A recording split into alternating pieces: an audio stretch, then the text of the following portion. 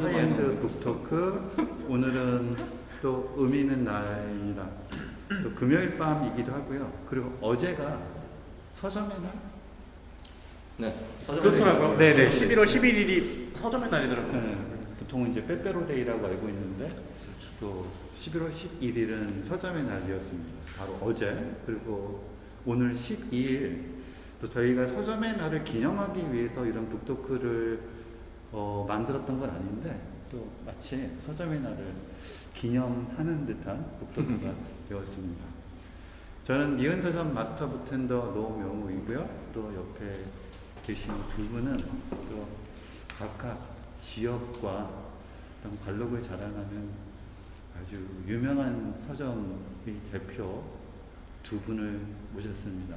오른쪽에 우리 용서점을 대표해서 임직원을 대표해서 박용희 대표님께서 임직원을 대표해서 나오셨고요. 그 다음에 이상한 나라의 헌책방을 임직원을 대표해서 윤성근 대표님께서 나와 계십니다. 감사합니다. 저 이제 오늘 그냥 세 명이 책방을 같이 하고 있다라는 공통점도 있고, 그리고 또 책방이 지난 코로나를 겪는 동안 참 여러 가지 어려운 점들을 많이 겪었죠. 그것도 다 우리 문 안 닫고 살아남는 게 기특하다고 서로 좀 칭찬을 해줘야 될 것 같습니다. 저희 이제 니은 서점은 만 3년 됐는데 계산해 보니까 만 3년 동안 코로나와 1년 반, 그러니까 니은 서점의 역사에서 코로나의 역사가 한 절반을 차지하고, 그래도 용서점이나 이상한 나라 헌책방은 전체 서점의 운영 기간 중에서 코로나19 지금 저희처럼 50%가 넘지는 않죠. 그렇죠. 이상한 나라 헌책방은 언제 제일 참여를?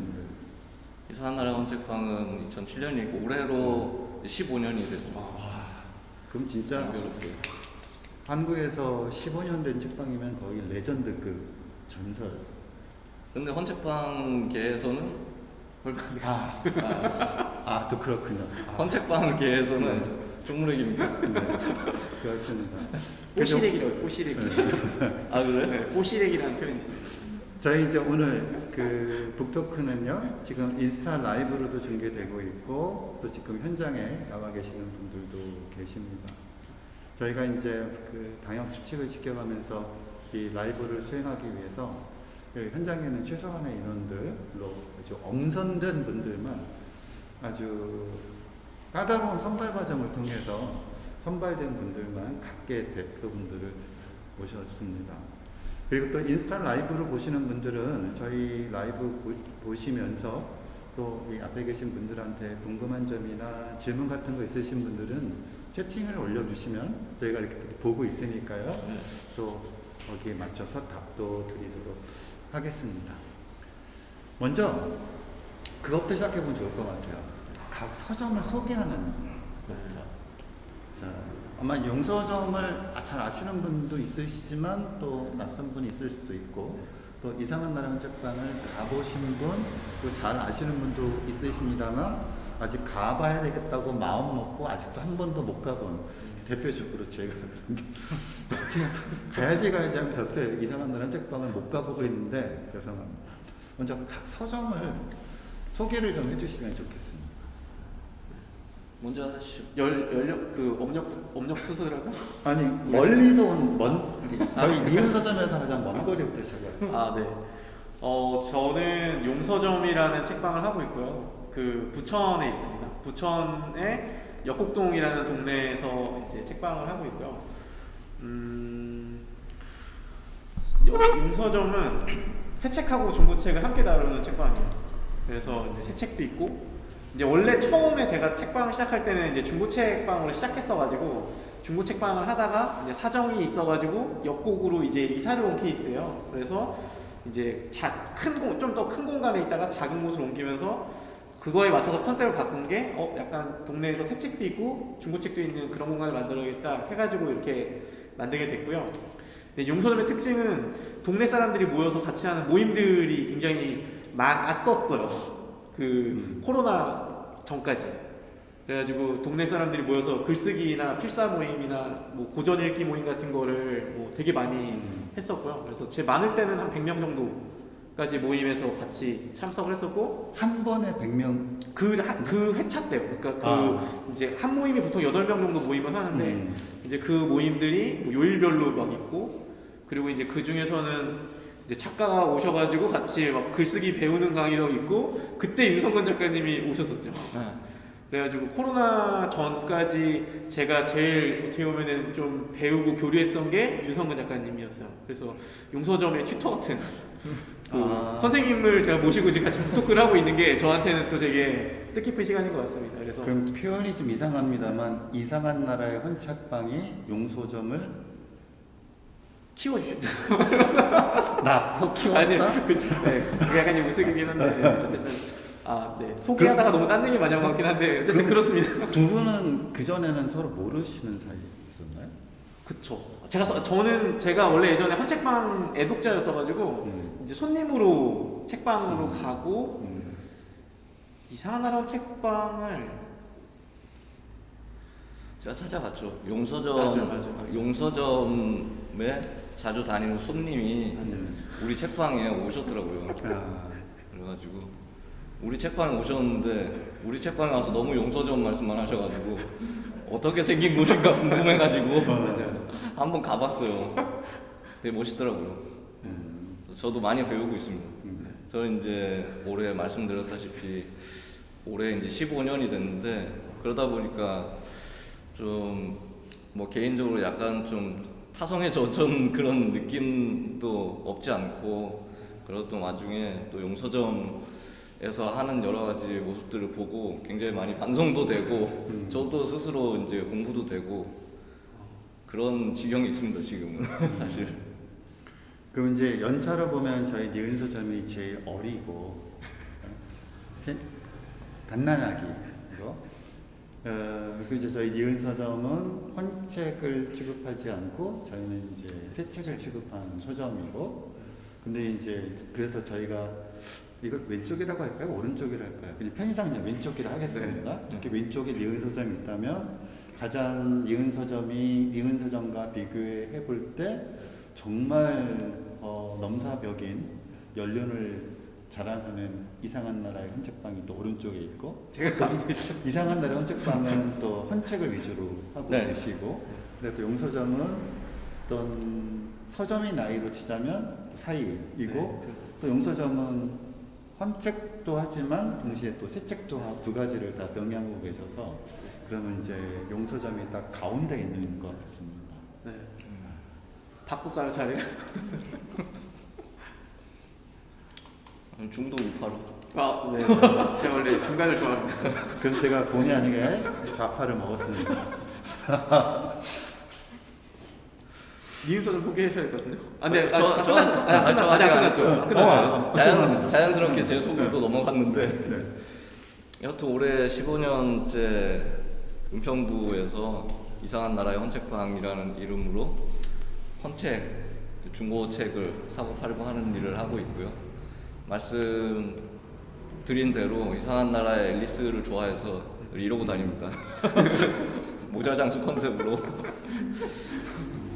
그러고 있고 책방은 헌책을 사고 팔고 하고 있지만은 다른 독립서점들하고 좀 비슷하게 독서 모임 같은 것도 하고 있고 또 여러 가지 공연이라든지 요즘엔 또 LP 감상회를 또 하고 있고 옛날 책을 팔고 있으니까 또 옛날 영화를 보더라도 옛날 영화를 본다든지 고전 영화 LP도 뭐 옛날 녹음의 그런 LP를 듣는다든지 그런 뭐 활동들을 많이 하고 있어요. 근데 코로나가 거의 한 지금 2년 됐잖아요. 근데 그 이후로는 지금 거의 저 책방 같은 경우는 온라인으로 뭐 판매를 하는 그런 매장이 없다 보니까 아예 처음부터 오프라인을 표방을 했기 때문에 좀 어려운 면이 있었어요. 책 방문 손님이 없으니까 책이 거의 뭐 안 팔리는 그런 지경이 있었는데 여하튼 그래도 어찌 또 책 좋아하시는 분들은 그럼에도 불구하고 또 마스크 쓰고 찾아오시고 책 사시고 또 뭐 독서 모임이라든지 이런 것들은 또 줌 같은 걸로 많이 돌리고 그래가지고 버텨 나왔죠 지금까지. 최근에 또 위드 코로나가 시행이 됐으니까 코로나가 올해는 안 갈이라고 생각이 듭니다. 네. 사회학자님 어떻게 생각하시는지? 그건 이제 예방과 이재갑 교수님한테 여쭤봐야 되지 않을까 싶고요. 오늘 저희 이제 북토크가 저희가 이제 컨셉으로 잡았던 건 오늘은 이 세 책방이 코로나를 어떻게 살아남았는가. 제가 이제 니은 서점의 노명우, 그 다음에 이상한 날의 한 책방이 윤성근, 그 다음에 용서점의 박용희. 그래서 제가 노윤용 토크라고 가제를 지어봤습니다. 잘 앉았는데요, 그러면? 이름대로 잘 앉은 건데요, 지금? 그러네요. 노윤용 제대로 앉았네요. 네. 네, 노윤용의 이 책방 이야기는 저희가 2번에 걸쳐서 진행할 예정입니다. 그래서 오늘 이제 첫 번째는 니은 서점에서 진행을 하고, 그 다음에 아직 저희가 정확하게 날짜는 안 잡았습니다만, 그 다음엔 부천에 있는 용서점에서 진행할 예정입니다. 그래서 저희가 2번에 걸쳐서 노윤용 북토크를 진행할 예정이고, 그래서 오늘은 지금까지 책방을 운영하면서 느꼈던 경험들을 주로 나눠보는 걸, 주로 그 이야기를 할 거고요. 저희가 2번째 노윤용 북토크에서는 서점의 미래, 서점은 과연 어떻게 될 것인가, 서점은 미래를 어떻게 지향해야 할까, 우리 각자가 꿈꾸는 미래의 서점의 모습은 어떠한가에 관해서 이야기를 나눌 생각입니다.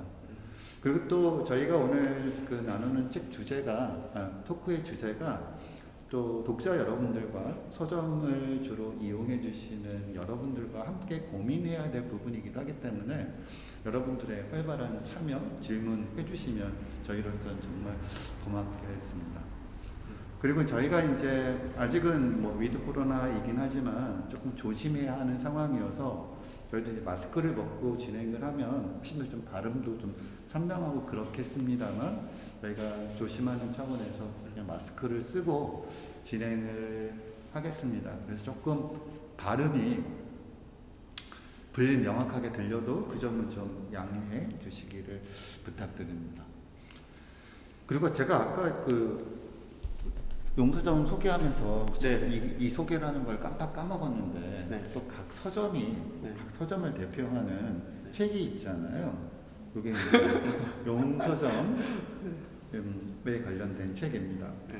책 제목은 낮 12시 책방문을 엽니다. 그리고 부제는 동네 책방 역곡동 용서점 이야기, 그리고 박용희 지음입니다.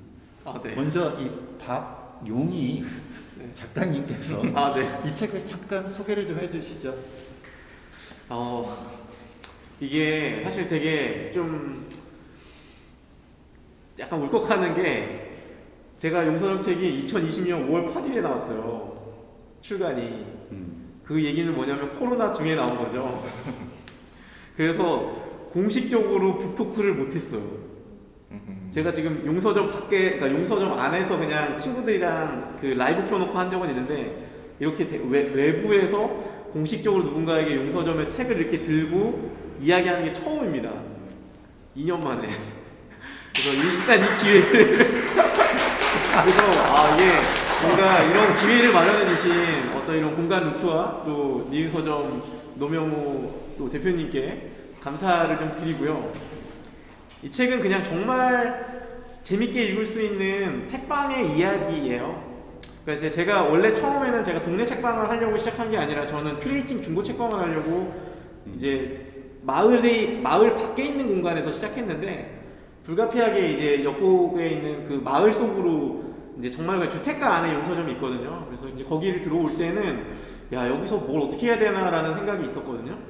근데 불과 한 2년 정도, 이게 2020년에 나왔으니까 제가 2018년에 역곡으로 간 건데, 한 2년 정도 사이에 정말 많은 일들이 있었어요.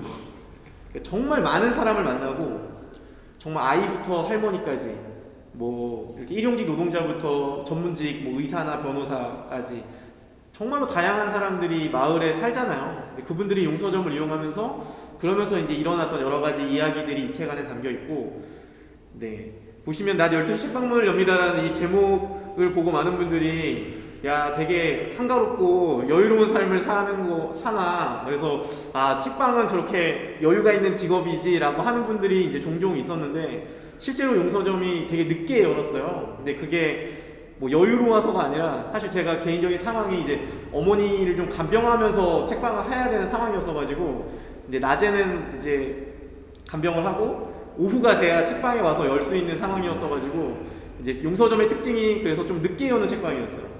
그래가지고 초반의 에피소드는 그 동네에 소문이 어떻게 됐냐면 저 용서점 사장 재벌설?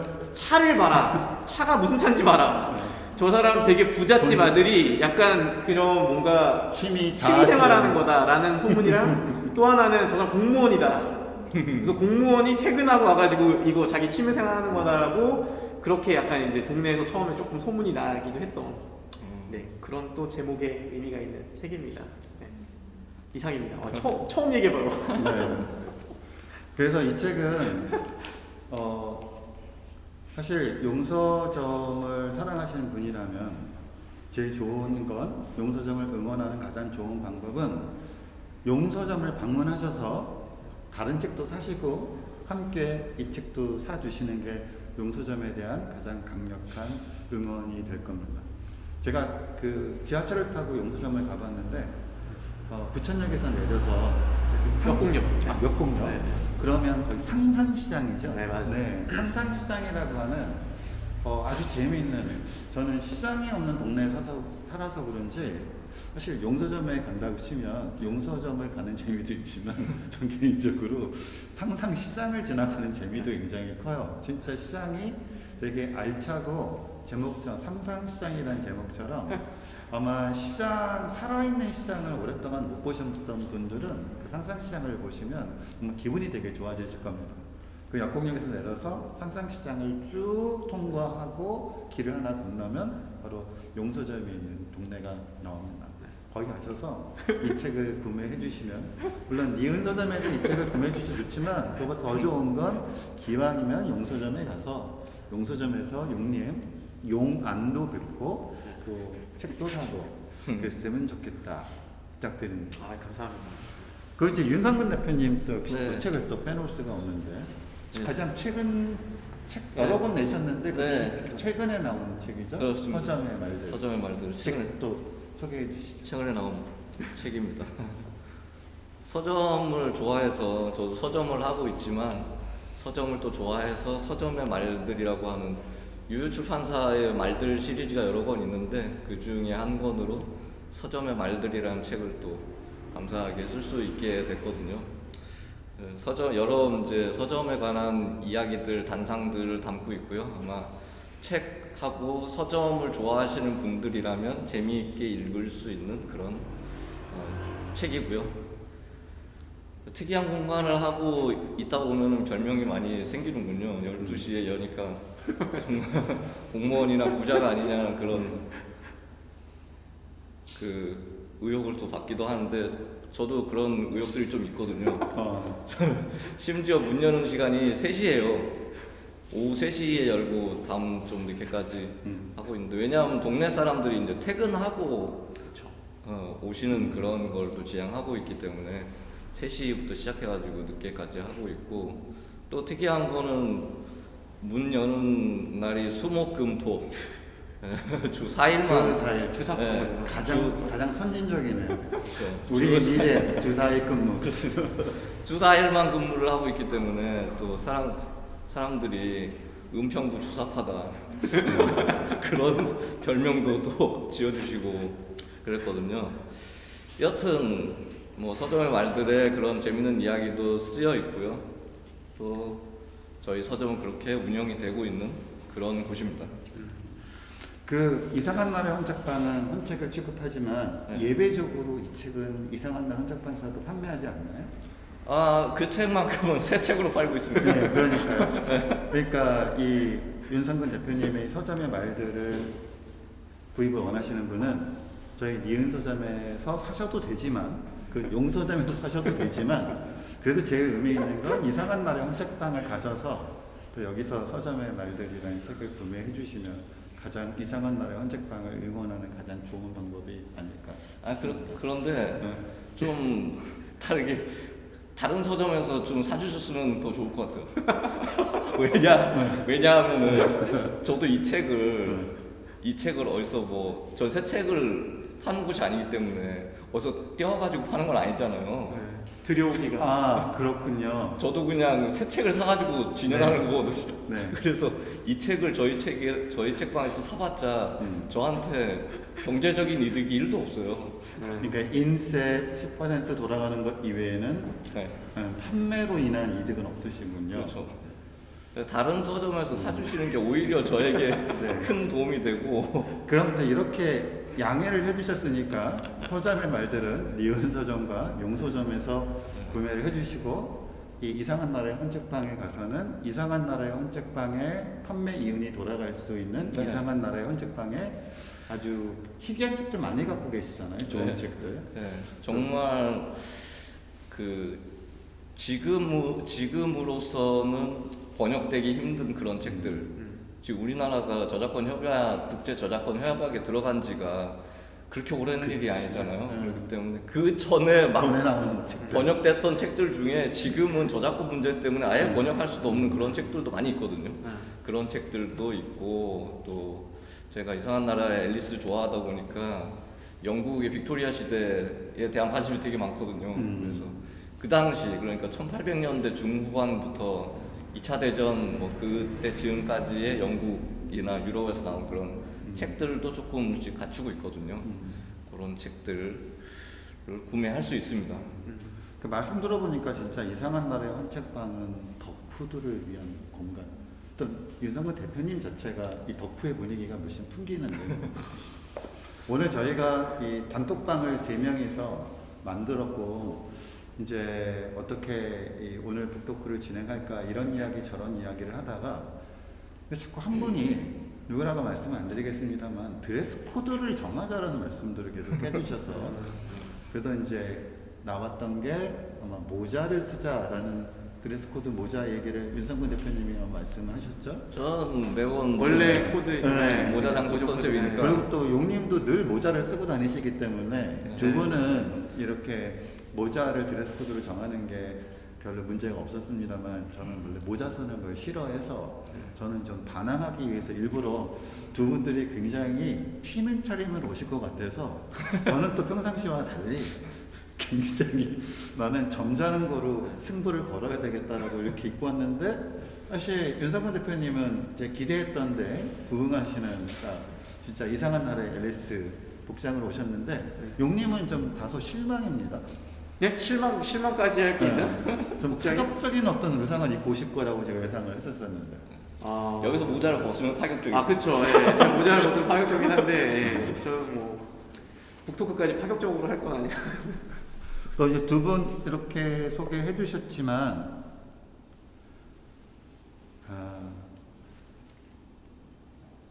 요거는 이제 저희 리은 서점 책입니다.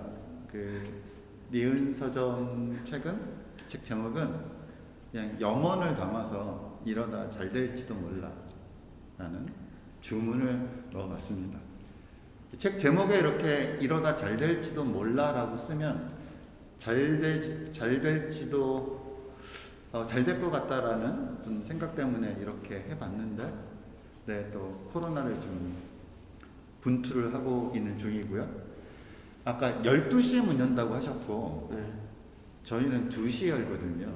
근데 3시. 3시. 그리고 또 이렇게 또 스펙트럼에 있는 게 참 재밌습니다. 12시 문 여는 책방, 오후 2시에 문 여는 책방, 또 3시에 문 여는 책방. 그리고 또 재미있네요. 2시에 여시는 특별한 이유가 있으신가요? 2시에 열게 된 가장 큰 배경은 현실적인 건 인건비 부담 때문에 그렇고요. 오랜 시간을 열게 되면 인건비 부담이 커지는데 사실 책 팔아서 인건비를 다 감당할 정도로 책 팔아서 이윤이 안 남기 때문에 그리고 그래서 이제 오후 2시고 또 저희가 오후 2시에 문 열고 오후 8시에 문을 닫는 게 6시간이잖아요. 근데 하루에 한 명이 근무할 때 식사하지 않고 근무할 수 있는 최대 시간은 사실 6시간. 그 이상을 넘어서면 식사하려면 누구랑 교대를 해야 되는데 그럼 하루에 2명이 근무를 해야 되고 근데 저희 형편에 하루에 2명이 근무할 때 형편은 아니고 그러면 하루에 1명이 근무하면서 그 사람한테 신체적으로 무리가 가지 않으면서 할 수 있는 최대 시간은 6시간인 것 같아서 그래서 오후 2시부터 8시까지를 이렇게 한정적으로 지금 문을 열고 있습니다. 이상한 남자분 몇 시에 문 닫는데? 되게 디테일한 이유는 되게 과학적인 이유. 그러게요. 저 3시에 문 여는 이유가 그냥 막연하게 오후에 문을 열고 싶었는데 점심 먹고 오후에 문을 열고 싶은 마음이 있었는데 시간을 정하면은 그에 대해 누가 물어볼 거잖아요. 왜 3시에 여냐, 뭐 4시에 열면 왜 4시에 여냐 물어볼 것 같아가지고 제가 3시로 정한 이유는 제가 되게 좋아하는 책 중에 사르트르의 구토라는 책이 있는데 그 구토라는 책에 보면은 주인공이 항상 이제 카페에 가가지고 오후에 거기서 이제 공부도 하고 생각도 정리하고 그러는데 항상 3시예요. 그 문장이 나와요. 오후 3시는 무언가를 하려고 하면 너무 이르거나 아니면 너무 늦은 시간이다 라고 하는 그 문장이 되게 좋아하는 문장이거든요. 그래서 오후 3시에 문을 열게 됐고요. 저는 뭐 3시에 열어가지고 8시간 하는 걸로 하고 있습니다. 그럼 용서점은 12시는 사연이 있나요? 그러게요. 아니 저는 원래 가능한 시간이 그 오후 5시였어요. 그래서 처음에 옆국을 이사하고 나서 한동안은 오후 5시에 열었어요. 오후 5시에서 밤 10시까지 뭐 이런 식으로 열었었고 그 후에 낮 12시가 지금도 이제 낮 12시로 고정된 거는 좀 상황이 좀 좋아져가지고 저는 조금 약간 무식한 스타일이어가지고 그 계산하거나 이런 게 없이 제가 할 수 있는 최대치로 한 거예요, 저는 사실. 그래서 그 너무 오전부터 하면은 제가 못 버틸 것 같고 그냥 12시부터 해가지고 그냥 쭉 할 수 있겠다 해가지고 그냥 시간을 땡겨온 게 12시였고 그래서 이런 거 정하는 것도 책방지기의 성향이나 스타일이 진짜 많이 담기는 것 같아요. 그 철저한 계산, 문학적 인용. 저는 그냥 제가 할 수 있는 만큼 최대한 열자였어요. 제가 책방 만들 때 처음에 생각했던 제가 원래 망원동에 살았었는데 그때 초창기에 그 망원동에 이제 유명한 독립 책방들이 망원동에 좀 있었어요. 근데 제가 그때 이용하면서 개인적으로 느꼈던 점 중에 하나가 저 책방을 좋아하니까 이제 책방 단골로 되고 싶었는데 갈 때마다 닫혀 있는 거예요. 그러니까 뭐 갈 때마다라고 하면 안 되죠. 근데 꽤 여러 번 닫혀 있어가지고 제가 책방을 만들게 되면은 나는 오래 열 거야. 나는 누가 오면은 용서점은 가급적이면 열려있게 운영할 거야 라고 좀 생각했던 것 같아요. 근데 이게 이제 지속 가능하지 않기 때문에 자, 저희가 이제 각자 그러니까 용서점, 이상한 날의 헌책방, 니은서점에 대해서 어떤 간략한 소개 그리고 또 각 서점을 대표하는 책 소개와 더불어서 각 서점을 간략하게 소개를 했습니다. 혹시 이 자리에 계신 분들이나 아니면은 지금 인스타 라이브를 보고 계신 분들 중에서 그 각 서점에 대해서 궁금한 점이 있으신 분들이 있을 수도 있을 것 같습니다. 궁금한 점이 있으신 분들은 인스타 라이브로 보고 계시는 분들은 채팅으로 올려주시면 되고요. 또 지금 현장에 계신 분들은 또 현장에서 이 각 서점에 대해서 궁금한 점이 있으시면 또 질문을 해주셔도 됩니다. 네. 혹시 해도 되나요? 네? 네. 저는 딱 누구를 찍어가지고 질문을 할 생각은 없고 새 서점에 좀 약간 물어보고 싶은 게 생겼어요. 아까 그 영어 시간 얘기를 하면서 코로나 시대에 굉장히 서점들이 생기긴 했지만 문을 많이 닫은 서점들이 많잖아요.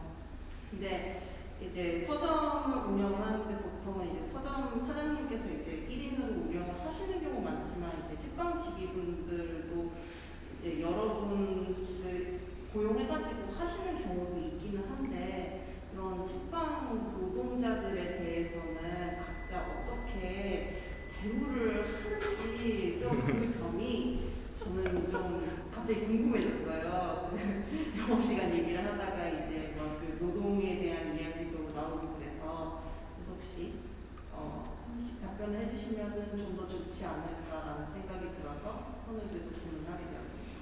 답변이 굉장히 심플하지 않을까 싶은데요. 혹시 임성근 대표님 혼자 하시죠?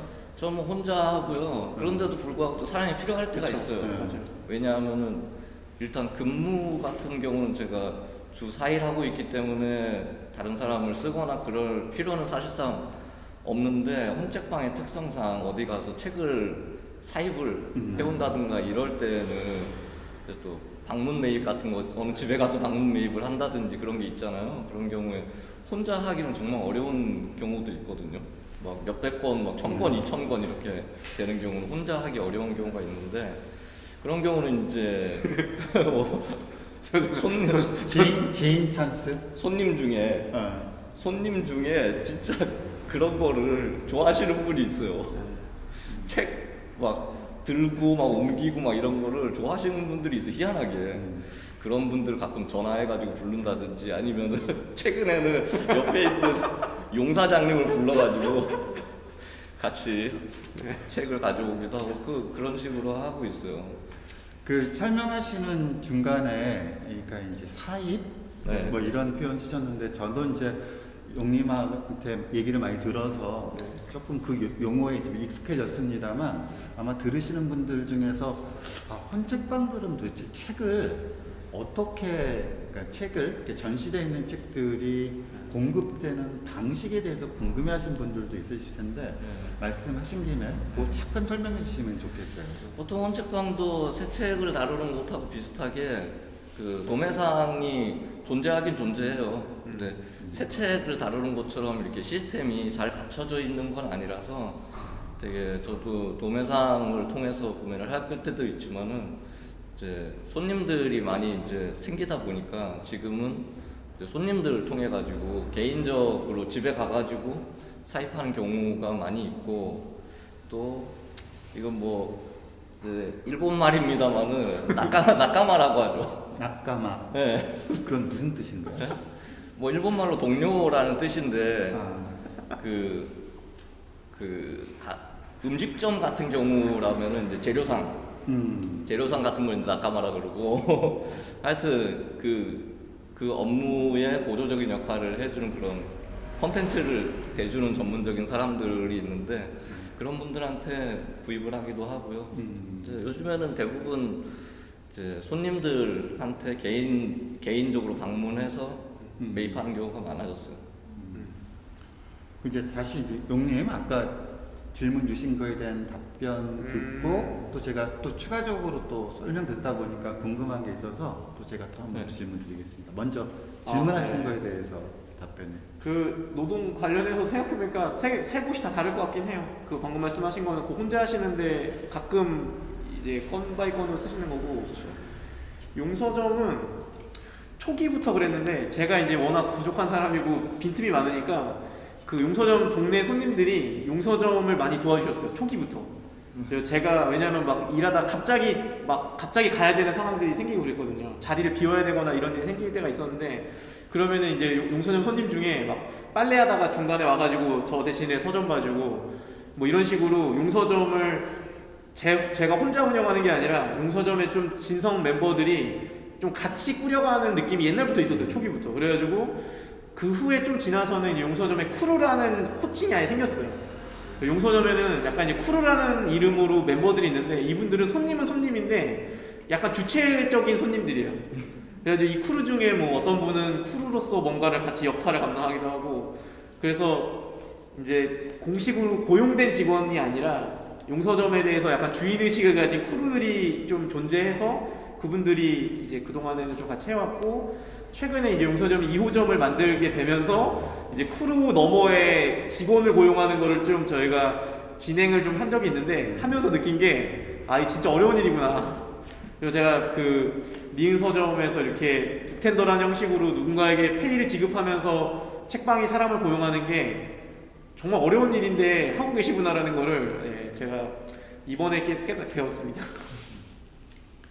저 이제 니은 서점 설명을 드리자면, 그러니까 이 니은 서점에 있는 연신내는 제가 중학교를 다녔던 동네이지만 제가 연신내에 살고 있지는 않기 때문에, 그러니까 용님은 이제 사시는 동네에 서점을 하시기 때문에 이 출발부터 어떤 동네의 분위기가 서점 운영에도 그대로 스며들 수 있었다면, 저는 이제 여기서 중학교를 다녔고 몇십 년 동안 떠나 있다가 다시 이 골목길에 서점을 차렸기 때문에, 이 니은서점 골목길에 서점을 차릴 때만 하더라도 이 골목길에서 아는 분이 하나도 없는, 저는 그만 완벽한 외지인이었었죠. 근데 그런 상황에서 출발을 하다가 보니까 용서점에서 취했던 그런 방식을 니은서점에 적용하는 건 불가능했고요. 저부터가 일단 완전히 골목에서 낯선 사람이니까. 그리고 이제 그런 문제와 더불어서 또 저는 이제 학교에서 또 강의하고 또 다른 일들을 같이 하면서 서점을 운영해야 되기 때문에 일주일에 제가 서점을 볼 수 있는 요일은 만면 이틀, 그리고 최대로 방학 때 같은 데 많이 뽑아봤자 3일 정도.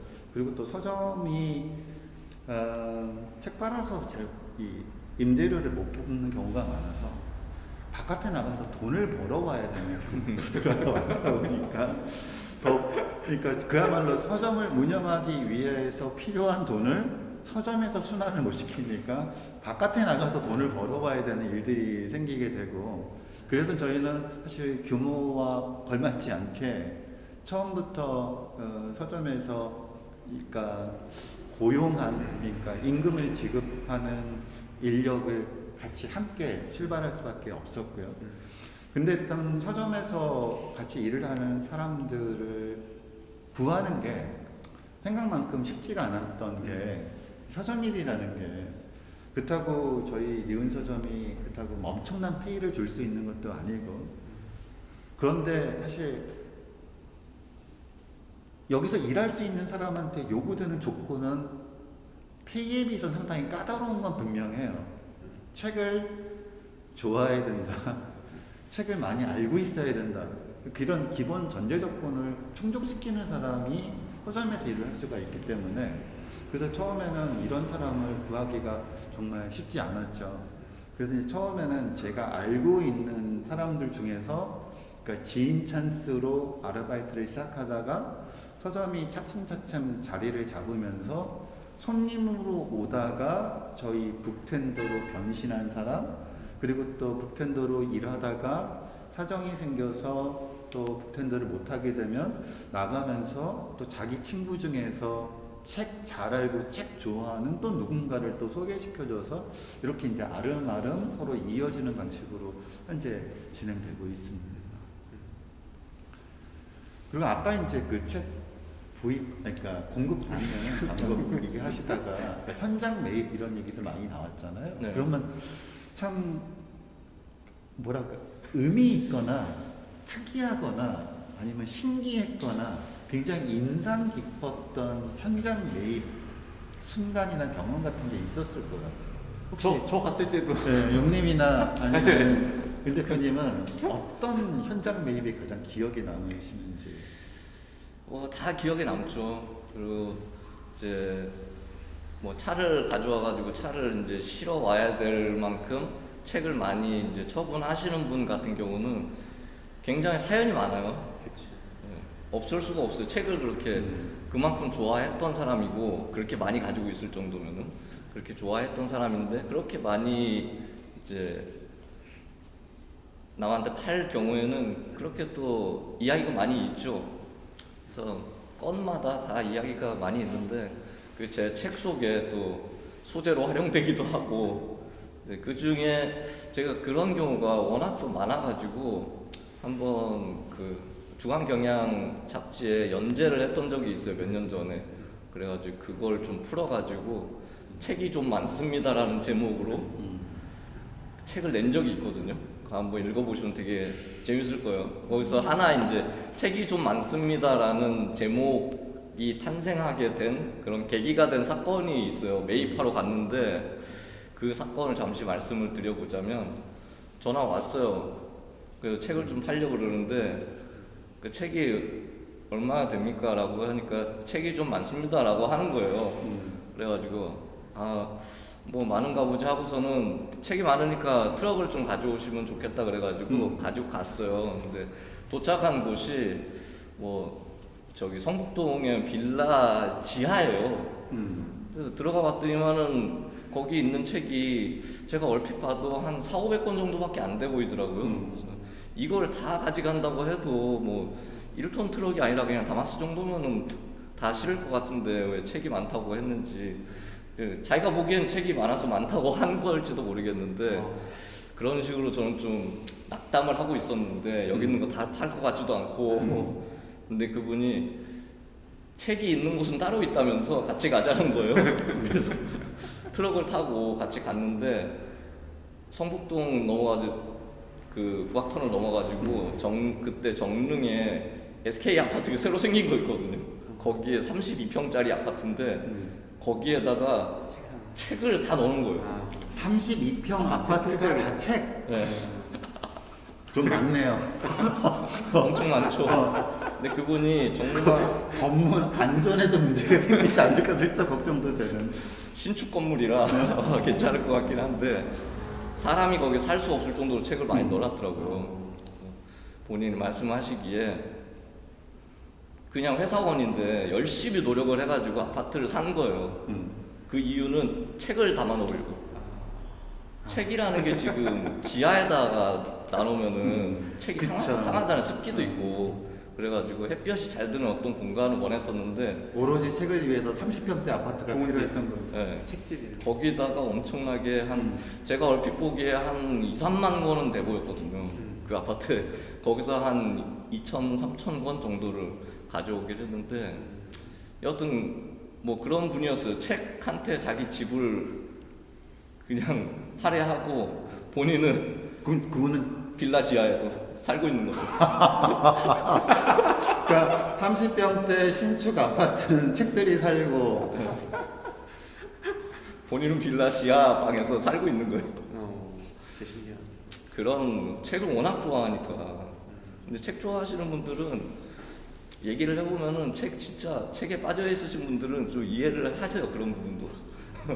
그러니까 우리가 이제 서점을 하니까 서점을 또 해보니까 더더욱 많이 느끼는 게 그거잖아요. 이 출판 산업이라는 게 정말 철저하게 일종의 매니아 산업이 지금 덕후들에 의해서 움직여지는 것이다. 저도 이런 서점 하면서 느끼는 것 중에 가장 많은 건 정말 책을 안 읽는데 사람들이 책을 읽는 사람은 정말 많이 읽는다. 그러니까 대부분은 안 읽는데 읽는 사람은 많이 읽는다. 그리고 100명 중에서 99명은 책은 안 사는데 100명 중에서 책을 사는 1명은 굉장히 많이 산다. 그러니까 이게 참 저도 니은 서점 하면서 많이 느끼는 것 중에 하나입니다. 참. 용서점은 또 어떤 그냥 기억이 나요? 그 육성훈 작가 얘기 들으니까 생각난 게 이제 비교가 되는 비교군이 되는데 이거 저 책에 나온 얘기긴 한데 이제 책을 좋아하는데 그래도 다행히 잘 풀려가지고 좀 돈이 있어서 책을 위한 아파트를 살 수 있는 분이었던 거잖아요. 어떻게 보면 해피엔딩인 거고. 근데 좀 불행한 불행이라고 하면 안 되지. 근데 좀 여기서 좀 이게 좀 스텝이 꼬이면 책을 너무너무 좋아하는데 사실 재정적으로나 상황이 여의치 않은 경우도 있거든요. 그런 경우가 대부분. 네. 그리고 원래 책을 샀기 때문에 가난해지거든요. 네. 그 책에다 쓴 돈이 막 수억이 되기 때문에 이제 부자가 될 수 없는 구조이기도 한데 용서점 처음 시작할 때 이제 용서점이 처음에 큐레이팅 중고책방을 시작했을 때 저도 이제 갑자기 이제 지인한테 연락이 왔는데 혹시 책을 좀 용서점에 줘도 되겠냐 그래가지고 그럼 한번 보자 그래서 갔는데 여기는 이제 빌라에 살고 아파트에 책을 놓은 건데 거기 이제 빌라에 가족하고 같이 살고 계셨는데 빌라에 책이 가득 차 있는 상황이었어요. 그러니까 어떻게 차 있냐면 여기서부터 천장까지 그냥 책이 차 있는 상태예요. 되게 보면은 위태로울 정도로 그러니까 공간을 다 책으로 채워놓고 거기에 이제 가족들도 살고 있고 그렇게 몇십 년을 이사 갈 때마다 다 같이 하면서 그래서 이제 그때 얘기했던 게 2만 권이었는데 그게 이제 그때 제가 이제 책을 좀 가져온 상황은 이 책을 다 버려야 되는 상황이었어요. 그러니까 가족들이 참다 이제는 안 된다. 그래가지고 이제 어르신이 본인의 꿈이 책방하고 싶은 꿈이 있으셨어요. 그래가지고 이제 평생 책을 모았는데 이제 결국은 모으다 이제 놔버려야 되는 상황이 돼서 저한테 처음에 요청하신 게 이제 이거 다 가져가서 용서점에다 놓으면 본인이 그냥 가끔 와가지고 보면서 대리만족을 하겠다 이렇게 얘기하셨는데 뭐 2만 권을 제가 다 가져갈 수 없어가지고 그 중에서 제가 추려서 2,000권 정도를 가져왔는데 그런 생각이 들어요. 그러니까 책을 읽는 걸 좋아하는 사람이 있고 책을 좋아하는 사람이 있어요. 근데 책을 읽는 걸 좋아하는 사람하고 좀 다른 결로 책을 좋아하는 사람들이 또 책방을 하거나 뭐 이 책방이라는 이 공간을 이렇게 누리는 사람 중에는 책이라는 내용을 막 굉장히 탐독하지 않더라도 이렇게 같이 이렇게 어울릴 수 있는 사람들이 있는 거 아닌가. 그래서 그분도 책을 좋아하는 분이었어요. 물론 읽는 것도 좋아하시지만 자주 오시나요? 그래서 지금? 그게 좀 사연이 있는데 네. 그게 2017년에 있었던 일인데 그 올해 초에 제가 이제 올해 중에 연락을 또 받았어요. 근데 그 어르신이 작년에 돌아가셨는데 그래가지고 이제 돌아가시고 있다가 나중에 발견이 또 됐어요. 그러니까 용서점에 그렇게 책 정리하고 그 2만 권 다 치운 다음에 그때부터 다시 또 책을 또 모으셨어요. 근데 그 모은 게 경기도 하남에 있는 어느 지인의 창고에 거기에 또 쌓여 있었어요. 그러니까 가족들 몰래 따로. 그래가지고 아무도 몰랐는데 이제 그쪽에서 연락이 와가지고 야 저기 너희 아버님이 남겨놓은 책이 있다. 그래가지고 이쪽에서는 또 저한테 연락이 와서 제가 하남에 가가지고 봤는데 정말 꽤 많은 양의 다시 또 한 4, 5천 권 정도 됐던 것 같아요. 그래가지고 이제 어르신이 한 번 더 용서점에 책을 주셨어요.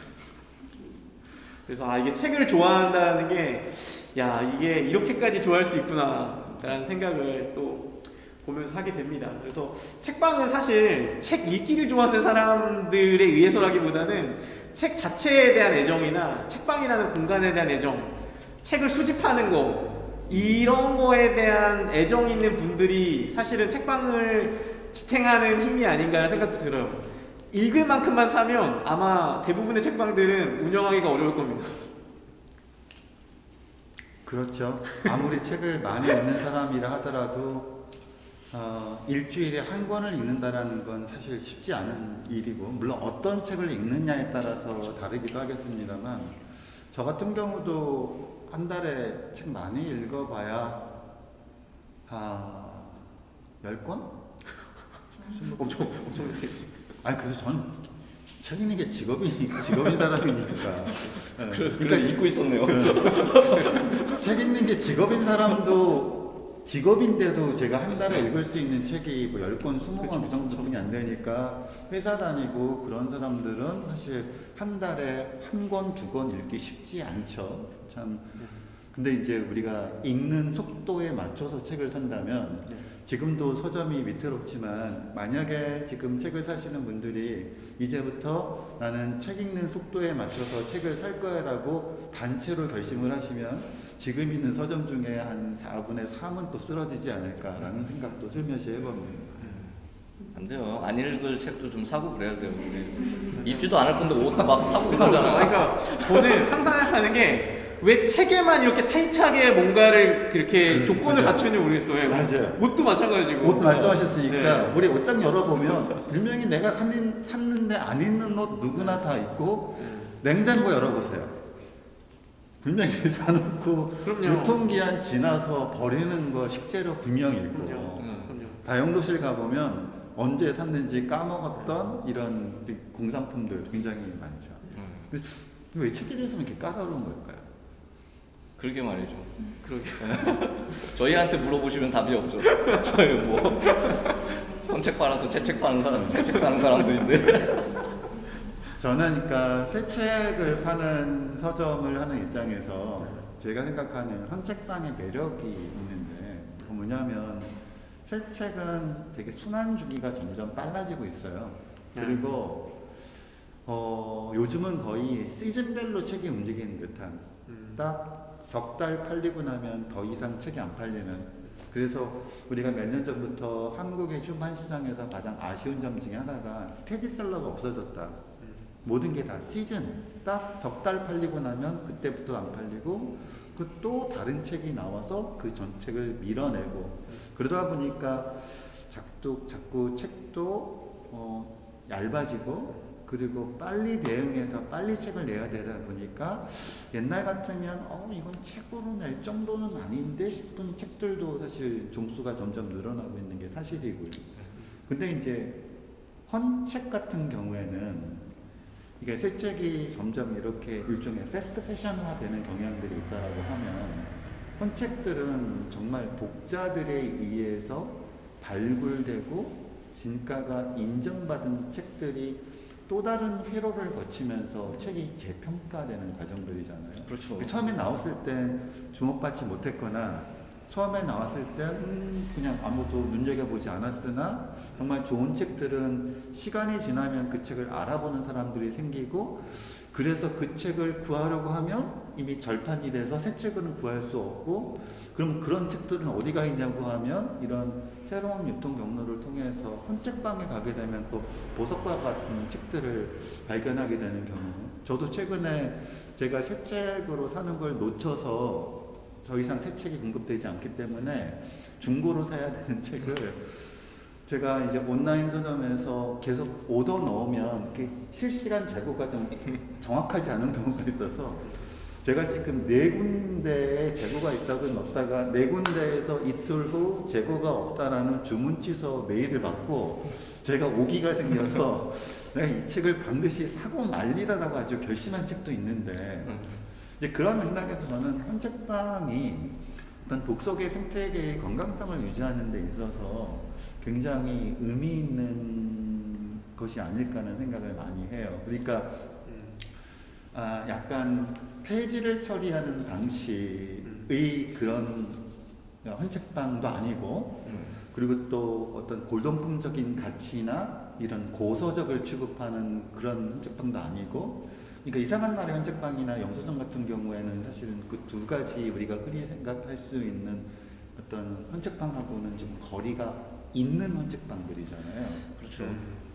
어떻게 보면 뭐 중고책도 큐레이션 된 중고책방이라고 할 수 있는데 분명히 그런 사회 그 자원들을 재활용하는 그런 목적이라든지 또 그 특히나 공부하려고 하는 분들 입장에서 공부에 필요한 책들은 사실상 이 일반 대중서가 아니기 때문에 절판되는 경우가 굉장히 많거든요. 아예 그냥 출판사에서 공부하는 사람들의 수요가 어느 정도 정해져 있기 때문에 그 수요만큼만 그냥 찍어내고 그냥 말아버리는 경우가 굉장히 많아요. 보통 그냥 대중서들은 1000권, 2000권 막 찍는데 요즘 입문서 중에 뭐 공부에 필요한 그런 책들은 막 300부, 500부 이렇게 찍는 것도 허다하거든요. 그런 책들은 이제 한번 선생님께서 말씀하셨듯이 한번 이제 기회를 놓치면은 절판되는 거예요. 절판되고 이제 뭐 중고로 엄청 몇 회씩 뛰어가지고 올라오고 그런 겪게 되는데 중고 책방에서 그런 걸 이제 보고 그런 것들을 면밀하게 좀 지켜보고 있다가 사람들한테 또 소개도 해주고 예전에 묻혀 있었던 그런 책들 잘 발견되지 않았던 그런 책들을 또 전해주는 그런 역할 이런 것들이 꽤 의미가 있다고 생각이 들어요. 그래서 뭐 여기 계시거나 아니면 이제 인스타 라이브를 보고 계신 분들 중에서 이 책 나중에 사야지라고 생각하고 밀어두시면 영영 그 책을 못 사게 되는 경우도 있습니다. 그렇습니다. 그러니까 500권 찍는 경우가 진짜 많기 때문에 이 책 관심이 있다라고 생각하시면 바로 그때 특히 외서 같은 번역서 같은 경우에는 참지 마시고 니은서점이나 용서점에서 구매를 해주시고 그걸 놓치셨다라고 하면 이상한 날의 책방에 문의를 하셨으면 그런 책을 구하실 수 있지 않을까 싶습니다. 보이면 빨리빨리 사야 돼요. 뭐 빨리 선택을 안 하면 배송 속도만 늦출 뿐이에요. 이게 그러니까 중고와 새 책에 관해서 저는 좀 고민을 많이 한 편이거든요. 초창기부터 이제 처음에 중고책방 이제 큐레이팅 중고책방으로 시작했으니까 그때는 그런 고민이 없었는데 역곡으로 옮기면서 이제 동네 책방을 하면서는 되게 고민이 많이 생겼던 게 그 장단점이 있는 것 같아요. 근데 그게 저는 처음에는 그래서 중고책방하고 새 책방을 나눠서 많이 생각을 하다가 요즘 생각이 좀 바뀐 게 그냥 둘 다 장점을 취하면 좋겠다는 생각이 들더라고요. 그러니까 중고책방이 약간 중고책방에서 할 때 제일 어려운 점은 좋은 책이 먼저 나가기 때문에 진짜 이상한 나라 책방 같은 경우는 너무너무 희귀한 케이스인 거죠.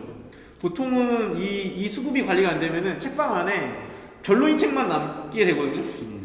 그 책방 안에 만약에 뭐 10만 권의 책이 있어도 그 중에 내가 좀 도움받을 만한 책은 그 중에 숨어 있거든요. 그 책들 안에. 그러니까 큐레이팅 되지 않은 헌책방은 사실 굉장히 불편해요. 가면은 막 그냥 막 잔뜩 쌓여만 있고. 그래서 그런 사실은 또 제약이 있고, 정말 좋은 책은 새 책으로 그냥 내가 주문해서 사서 여러 권 팔면 좋은데, 중고책은 보통 재고가 많지 않기 때문에 뭐 한 권 팔면 끝이거든요. 그리고 사실 출판계 입장에서도 중고책을 통해서 판매되는 거와 함께 사실 새 책이 또 계속 유통이 돼야, 판매가 돼야 또 좋은 책을 또 새로 찍을 수 있으니까, 그런 면에서 좀 저는 이제 그 두 개를 예전에는 좀 나눠서 생각하거나, 중고책이 좀 많이 남아있으니까 얘를 팔고 나중에 새 책으로 가야지 이런 생각도 처음에 있었는데, 지금은 좀 그 생각이 많이 없어질 것 같아요. 그냥 좀 양쪽의 장점을 가지고 그냥 같이 한번 가볼까? 그냥 중고책과 새 책을 함께 다루는 동네 책방을 해볼까? 지금은 좀 그렇게 생각이 된 것 같아요. 그래서 새 책과 중고책은 각각의 특징이 있는 거지, 그거에 있어서 두 개가 막 이렇게 충돌하지 않는 부분이 있지 않나, 그런 생각도 합니다. 또 이렇게 또 세 서점이 모여서 서점에 관해서 이야기하니까 또 이야기가 좀 더 풍성해진 것 같아서 아주 좋습니다. 새 책의 매력은 뭔가 그럼? 저는 정말 어렸을 때부터 새 책의 매력이요? 네, 어렸을 때부터 신상. 신상. 새 책의 매력은 그거예요. 진짜 이게 신상의 매력과 똑같은 건데요. 새 책의 매력은 우리 새 옷 입었을 때 약간 휘발유 냄새 나는 거, 그게 새 옷의 이제 매력이잖아요. 근데 새 책의 매력은 아무도 손길을 주지 않았기 때문에, 예를 들어서 그 재본된 부분에 약간 그 풀들이 남아있다는 흔적 이런 거 있죠. 내가 싹 펼쳤을 때 이렇게 따닥따닥 하면서 펴지는 그 순간. 그리고 그러니까 눈이 왔을 때 그 눈이 아무도 가지 않은 길을 눈을 밟으면서 가면 되게 기분이 사각사각하고 기분이 좋잖아요.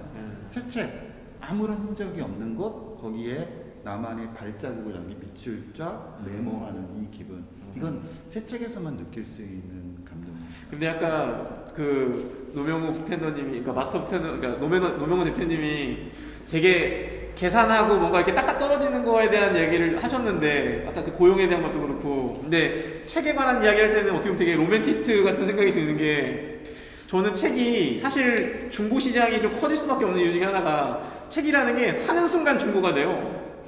근데 또 책은 새 책과 중고책에 있어서 책이라는 게 기본적으로 콘텐츠를 다루고 있는 거다 보니까, 진짜 함부로 쓰지 않은 이상 대체로 책이라는 거는 새 책하고 중고책에서의 그 차이가 방금 말씀하셨던 첫눈 밟는 느낌이나 그 신상을 읽는 거 외에 내용적으로는 두 개가 사실 차이가 없잖아요. 그러니까 되게 어떻게 보면 이런 부분에서 또 되게 로맨티스트시라는 생각이 듭니다. 현실주의자들은 어떻게든 중고부터 찾는 거 같아요. 먼저 안 사요. 먼저 검색해봐가지고 똑같은 책이 더 싸게 살 수 있는 거 먼저 찾아보잖아요. 저는 반대로 좀 어렸을 때부터 새거 느낌 별로 안 좋아해가지고. 보면 저희는 지금 빈티지예요. 옷도 빈티지예요. 신상을 보면 가슴이 뛰는 거 없어졌어요? 부담스러워. 언박싱 이런 거 안 좋아하세요? 네. 저 언박싱 하면 되게 좋은데. 아 그래요? 벽이 이렇게 쳐지는. 아니 기껏 우리는 하나라고 해놨더니 갑자기 이렇게 전선을 만드시면 어떡합니까? 언박싱 별로 안 좋아해요. 뭐 사면은 비닐봉다에 넣어주는 거 좋아해요.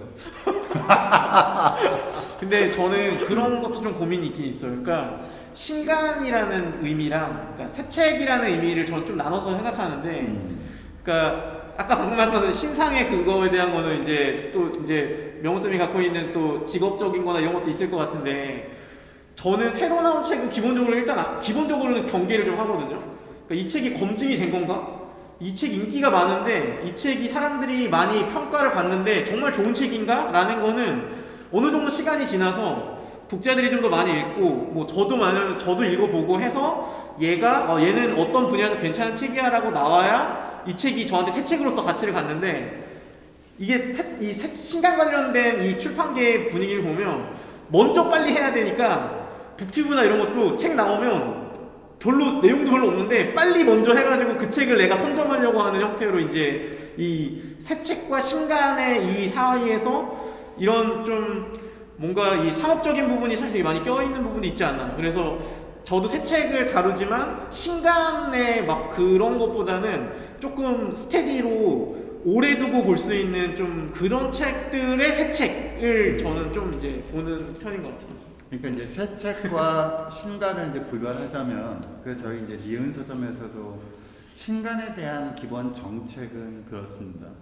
저희는 한 박자 늦게 간다라는 정책이에요. 한 박자 늦게 간다는 정책은 뭐냐면 처음 이제 신간이 나오면 신간에 대해서 저희 서점 입장에서도 알 수 있는 건 출판사에서 만든 홍보물 이외에는 신간의 내용에 대해서 알고 있는 게 없거든요.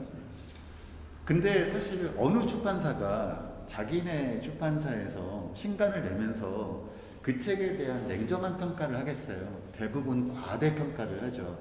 그래서 출판사에서 신간을 소개하는 글만 보면 이 세상의 모든 책은 다 읽을 가치가 있는 책인데 실제로 우리가 독자의 입장에서 리뷰를 해보면 약간 의아스러운 책도 있는 것이 분명한 사실이고, 그렇다고 하면 출판사가 홍보를 하기 위해서 만든 홍보물에 근거해서 신간의 있고 여부를 판단하게 되면 저희도 굉장히 낭패를 보는 경우들이 많아요. 그렇죠. 어떤 책들은 예를 들어서 심하게 말하면 책 제목이 다인 책도 있고 책 그렇죠. 제목과 내용이 완전히 따로 노는, 그러니까 사람의 이목을 끌기 위해서 책 제목은 사람들이 관심 있는 제목으로 만들어 놨는데 사실 그 책의 내용은 그 제목과 어울리지 않는, 그 제목 따로 내용 따로인 책들도 굉장히 많고, 그래서 저희 니은서점은 신간을 내고할 때 양치면 한 템포 늦게 간다.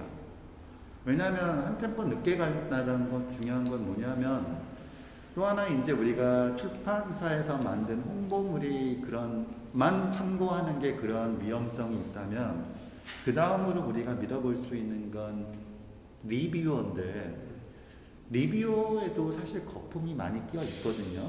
그러니까 그 어떤 경우에는 일종의 협찬을 받고 리뷰를 하는 경우, 책을 원고 단계에서 미리 보고 협찬을 받고 리뷰를 하는 경우. 근데 돈을 받고 협찬을 받아서 리뷰를 하게 되면 리뷰를 하는 사람 입장에서도 냉정한 평가를 하지 못하죠.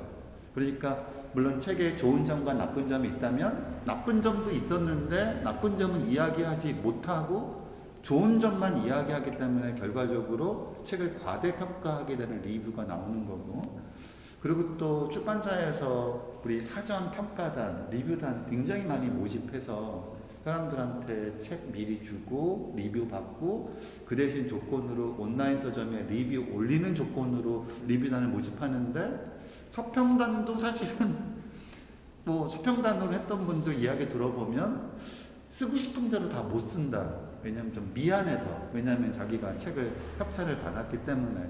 그래서 그 온라인 서점에 책이 출간되자마자 올라오는 리뷰들은 사실은 그 저희 니은서점 같은 경우는 안 믿는 편이에요. 왜냐하면 책이 나오자마자 바로 그 다음날 독자 리뷰가 올라올 수 없거든요.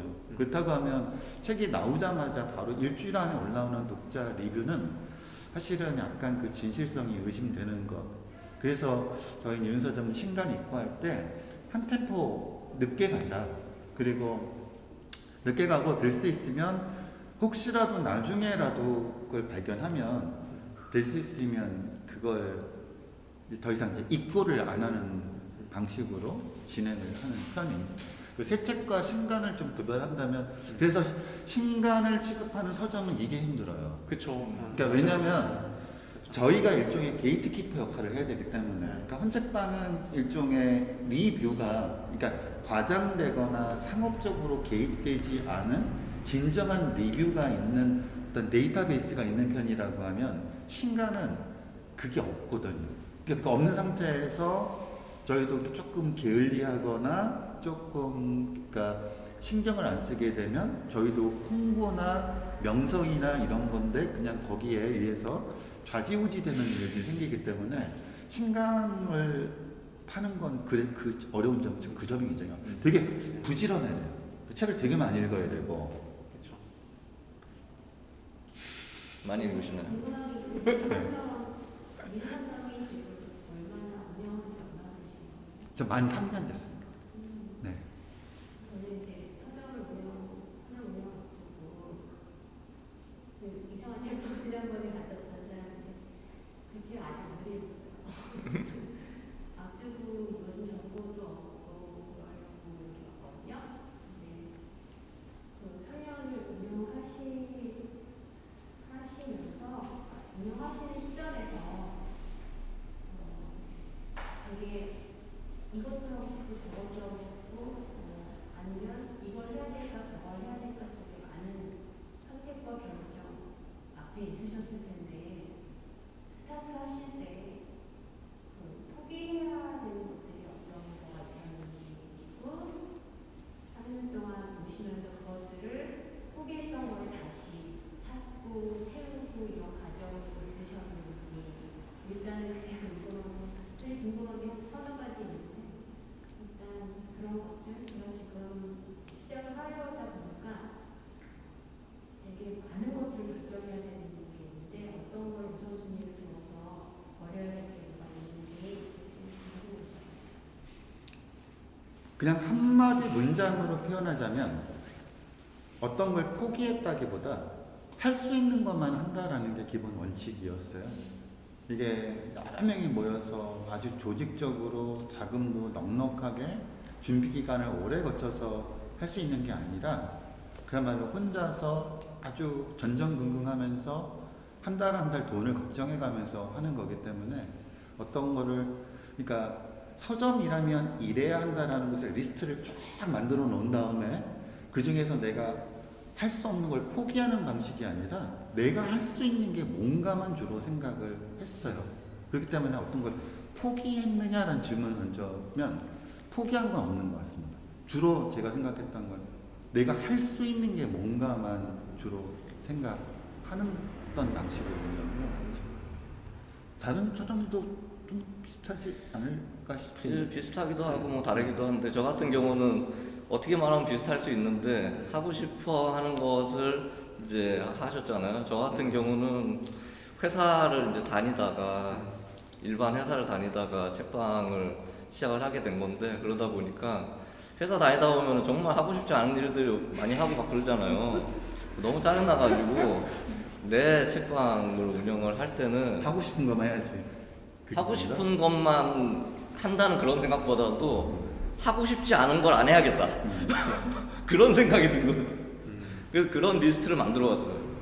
제가 성격이 약간 좀 부정적인 성격이 좀 있어서 그런지 몰라도 하고 싶은 건 생각이 잘 안 나는데 하고 싶지 않은 건 많이 생각이 나는 거예요. 그래서 하고 싶지 않은 거 뭘까? 뭐 일찍 일어나는 거 이런 거 하고 싶지 않다. 책방도 오후에 열고 주 뭐 4일만 일하고 싶다. 그래서 4일만 일하고 하고 싶지 않아. 네? 네? 쉬는 거. 일월화가 휴일이에요. 네, 수목금토 문 열고 네, 일월화는 왜 이렇게 길게 쉬냐고요? 일월화 글을 쓰시기도 하고 네, 하니까 그런 거. 일월화 3일을 연속 쉬고 있는데 그 이유는 제가 또 글을 쓰고 있는 작가다 보니까 글을 쓸 때는 아무래도 그 집중력이 좀 연결이 돼야 되잖아요. 그런 일도 있고 또 헌책방 하고 있다 보니까 이제 책을 이제 사입을 하러 다녀야 되는데 뭐 지방에 갔다 올 때도 있고 그렇잖아요. 그런 경우에는 뭐 거기서 뭐 자고 오는 경우도 있고 뭐 그러니까 3일 연속으로 쉬고 있어요.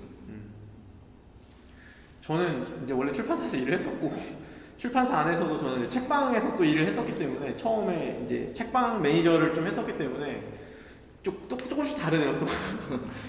근데 그래서 제가 사실은 책방 하려는 분들한테 맨날 많이 하는 얘기 중에 하나가 책방도 업이다. 그러니까 제가 가끔 보면 책방을 약간 취미까지는 아니더라도 그냥 로망으로 아니면 난 책방을 한번 해보고 싶었어 뭐 이렇게 또 하시는 경우를 많이 보는데 저는 뭐 그렇게 해볼 수 있다고 생각하는데 그렇다고 하더라도 어쨌든 기본 생각은 책방을 하는 거는 나의 어떤 직업을 하나 선택하는 거기 때문에 거기에 있어서 사실은 굉장히 내가 좀 몰입할 필요가 있다라는 거는 항상 많이 말씀을 드리는 것 같고요. 그러니까 그 얘기는 책방에 관한 실무적인 사실은 생각해 봐야 될 부분이 되게 많거든요.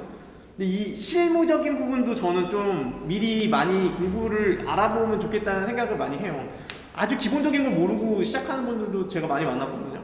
뭐 공급률이나 이런 거에 관한 것도 그렇고 책을 어떻게 받을 건지 뭐 책을 어떻게 팔 건지 뭐 이런 거에 대한 것들 되게 기본적인 거는 저는 너무 중요한 것 같고, 근데 저는 이제 그리고 또 약간 마케터였기 때문에 책방을 할 때 지금 두 분이 하고 싶은 거 하기 싫은 거 안 하는 거 이렇게 있는데, 저는 역곡 갔을 때도 그렇고 그 전에도 그랬고 기본적으로 마케터의 입장은 원하는 걸 해주는 거에 가깝기 때문에 제가 역곡에 그 원래 덕운동 처음에 했던 그 큐레이팅 책방 할 때는 그거에서 대상이 되는 이제 온라인 독자들 대상으로 한 거를 생각을 한 거였고, 이 사람들이 뭘 필요로 하나, 그래서 나는 어떻게 채워줄까를 생각한 거였고, 역곡으로 갔을 때 역곡동 용서점이 그 형성된 과정은 역곡에 사는 사람들이 뭐가 필요한가, 용서점이라는 책방이 있으면 이 역곡에 있는 사람들의 어떤 필요를 채울 수 있나 라고 접근해가지고 저는 중간에 되게 많이 바꿨거든요. 그래서 1년차 때는 저자 행사나 행사를 많이 하고, 뭐 2년차 때는 이제 모임을 많이 하고, 이런 식으로 하면서 이 동네의 용서점의 필요를 찾아갔던 것 같아요. 그래서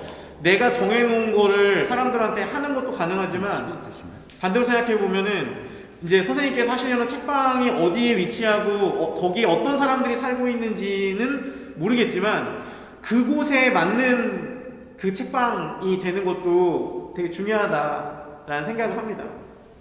다 달라서. 그러게 셋이 다 다르네요. 네. 서점을 지금 카페 하듯이 서점이나 해독가든지 아까 말씀하신 그렇게 시작을 하는 사람이 무진장 많아져서 무슨 서점 운영에 관한 수업도 되게 많이 맞아. 개선이 되고 있는 상황인 걸 알고 있는데, 맞아. 그런 세태에 대해서는 어떻게 생각하세요? 긍정적으로 보시는지.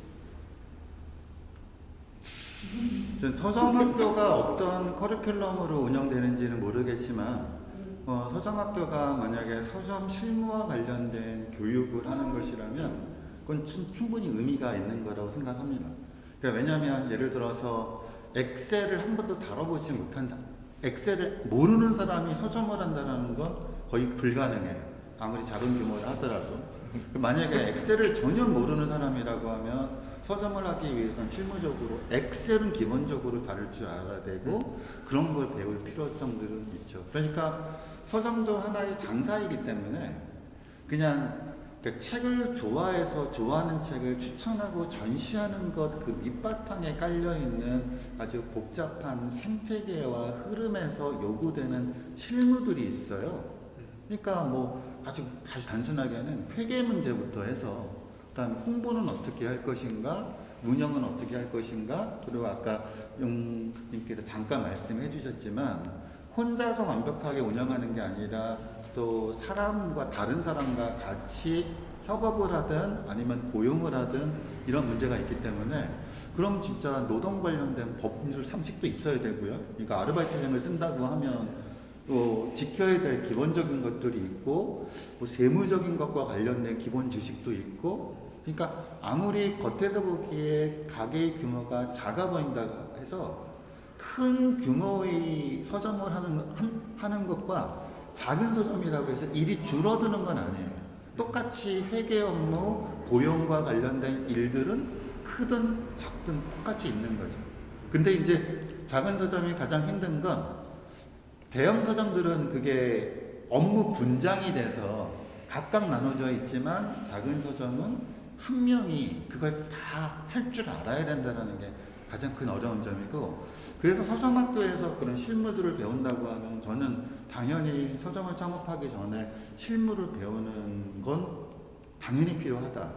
그러니까 뭐 회사를 다녀서 그런 업무에 기본적으로 익숙하거나 용님처럼 그 전직이 뭐 출판 관련된 마케터를 하셨다든가 아니 그 출판과 관련된 일을 직간접적으로 하셨던 분들이라면 다르지만 진짜 책을 좋아하는 독자였다가 서점을 하는 경우에는 이건 완전히 다른 케이스거든요. 그런 경우에는 저는 어떤 서점학교 같은 게 충분히 의미가 있지 않나 싶습니다. 어떠셨어요? 회사 다니시다가 하셨기 때문에 아무래도 회사에서 하셨던 일과 헌책방에서 일을 하셨어요.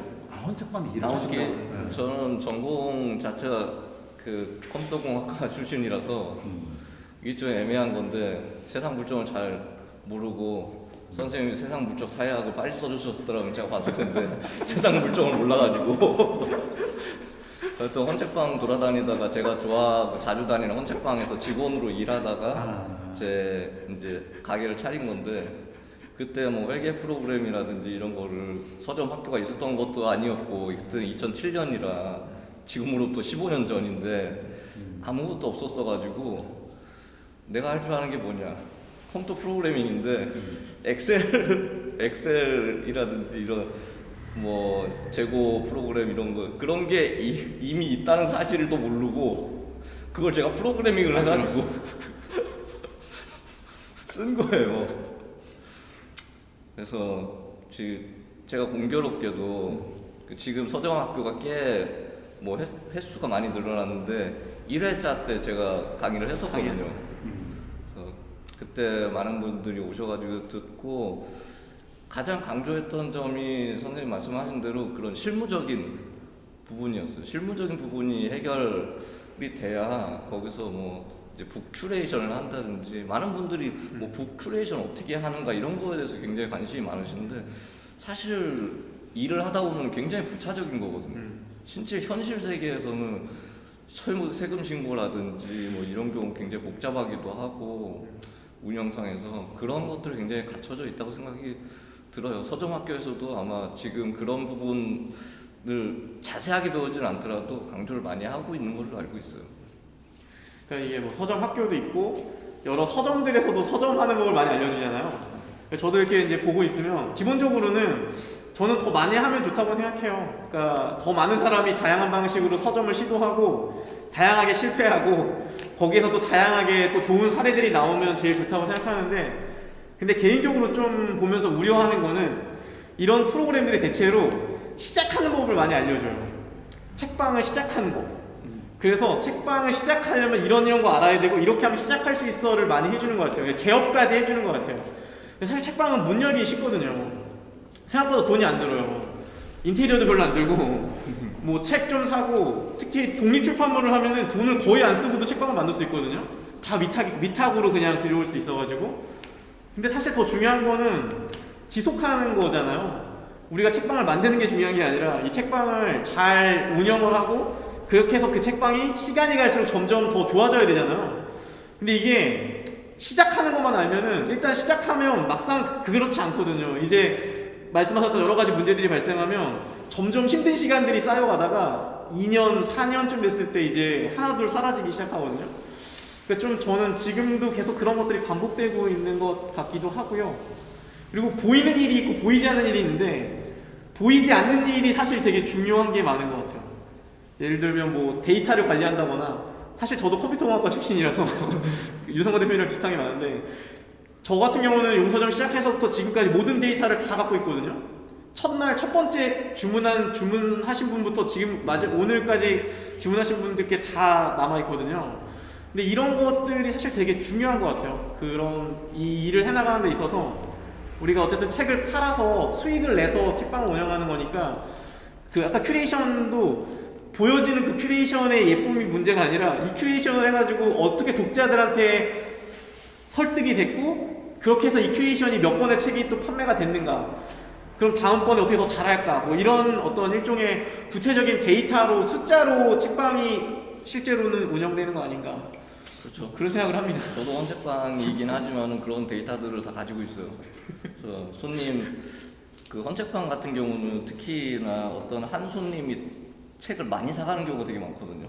어떤 뭐 자기 관심 분야에 꽂히면은 많이 사가는 부분도 있고 그래가지고 그런 거 데이터를 가지고 있어야 돼요. 손님이 뭐 언제 어떤 책을 구입을 해갔는지 알면 그 사람 그 성향이 어느 정도 파악이 되잖아요. 그러면은 그런 종류의 책이 들어왔을 때 그 손님이 뭐 2, 3개월 정도 안 왔다고 하면은 책방에 안 왔다고 하면은 뭐 문자 메시지라도 보내줄 수 있고 뭐 선생님 안녕하세요 뭐 요즘에 뭐 이런 책이 들어왔는데요 뭐 선생님 좋아하실 것 같아서 뭐 어쩌고저쩌고 하면은 또 기억해주고 있으니까 더 반갑기도 하고 그분이 또 다시 와서 책을 살 수도 있고 그러니까 그런 데이터 항상 중요하게 생각하고 가지고 있죠. 지금 이제 통계상으로는 작은 서점들의 숫자가 항상 기본적인 어느 숫자를 유지하고 있는데 그 통계에 약간 허점이 있다고 하면 그러니까 2년 이상 된 내지는 뭐 이상한 날의 헌책방처럼 10년이 넘는 책방들이 몇 개가 있는가를 통계를 내보면 뭐 500개 이상이 넘는 뭐 전국에 700개 뭐 이렇게 추산하기도 하는데 독립책방, 이른바 독립책방 내지는 작은 서점이라고 불리우는 책방들이 연역이 그렇게 길지가 않아요. 그 이야기는 되게 현실적으로 아까 용서준 대표님께서 말씀하신 것처럼 책방은 문 열기는 쉬우나 책방을 유지하는 거는 생각보다 굉장히 어렵기 때문에 2년을 버티지 못하고, 그러니까 보통 부동산 계약 딱 2년 하고 나면 보통 2년 재계약을 해야 할 때 보통 내가 이 책방을 계속 해야 되나 말아야 되는가라는 회의에 부딪히게 되고 그것을 현실적으로 포기하시는 분들이 굉장히 많거든요. 왜냐하면 저도 책방을 해보니까 책방을 하면서 가장 절실하게 느끼는 건 책방은 장기전이다. 오래 해야 된다. 왜냐하면 책방은 문 연다고 바로 손님이 오지 않아요. 하다못해 동네에서는 그러니까 음식점을 하면 이른바 개업발이라는 게 있잖아요. 근데 책방은 개업발이 없는 업종이에요. 책방이 새로 생겼다고 갑자기 동네 음식점 새로 생겼다고 사람들이 호기심에 가서 막 사먹는 것처럼 서점은 개업발이라는 것도 없어요. 그러니까 정말 단골이 생기려고 손님을 확보하려고 하면 우리가 다른 업종에서 기대하는 것보다 훨씬 더 많은 시간이 필요한데 그때 그 긴 인내의 시간 거의 그건 저도 막 그런 느낌 많이 받아 초창기 때 이게 진짜 100일 동안 마늘 먹으면서 인간이 되겠다고 버티는 거와 뭐가 다를까 싶을 정도로 정말 외로운 싸움을 초창기 때 해야 돼요. 그때 그 다 혼자 하잖아요. 그러니까 저희도 서점 문 열면 그래서 문 열고 문 따는 거부터 해서 입간판 내놓는 거, 전등 켜는 거, 화장실 청소, 그리고 메일 오면 메일 응대하는 거, 만약에 오늘 같은 행사 있으면 인스타에 그거 올리려고 하면 그거 디자인하는 거, 그거 서점을 보는 한 명이 다 해야 되는 일이거든요. 그러니까 누구한테 맡길 수 있는 일이 아니죠. 그러니까 그야말로 문을 열고 화장실 청소하는 가장 기본적이고 단순한 일부터 그 다음에 막 신간을 입고할 것이 어떤 신간을 입고할 것인지 그걸 결정해야 되는 아주 지적인 판단에 이르기까지 그걸 한 명이 다 해야 되는데 그 긴 과정을 한 명이 다 하지만 그거에 비해서 예를 들어서 돈이라도 막 돈이 쏟아지면 돈을 보고서라도 외로움을 달랠 수 있지만 그렇지가 않기 때문에 진짜 초창기 때 굉장히 힘들고 저도 서점하다가 그만두신 분들 얘기 들어보면 거기서 혼자서 버티는데 힘이 너무 붙이시는 거죠. 처음엔 좋아서 시작했는데 좋아서 시작한 일을 할 수 있는 것과 버티는 힘은 또 다른 문제인데 전 서점은 버티는 힘이 굉장히 다른 그 어떤 것보다 요구되는 거라고 생각을 해요. 그러니까 버틸 수 있었던 힘이 어디서 나오셨어요? 어디서 나오고 계세요? 아니, 그러니까 버티는 힘은 저는 사람마다 서점을 하고 싶은 이유가 다 다르기 때문에 버티는 힘이 생기는 에너지의 원천도 다 다를 거라고 봐요.